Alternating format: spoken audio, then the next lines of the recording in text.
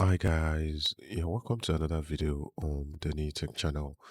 In this new video, I'll be showing you how you can connect your ChatGPT easily to Notion, or how you can connect your Notion to ChatGPT. Now, we're going to be doing this right inside of Notion.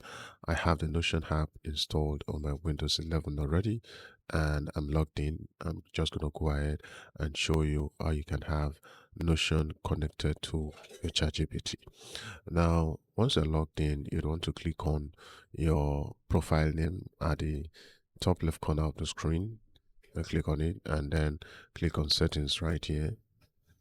And then on the options, you want to click on connections and then come to Notion MCP. Click on explore. And from here, you'd see the first popular AI tool that you can connect to is ChatGPT. It says get context from Notion in your deep research queries in ChatGPT. So just go right ahead and click on connect. Alright guys, so that's how to have your Notion app connected to ChatGPT. Thank you for watching the video. Kindly like and share and also subscribe to my YouTube channel.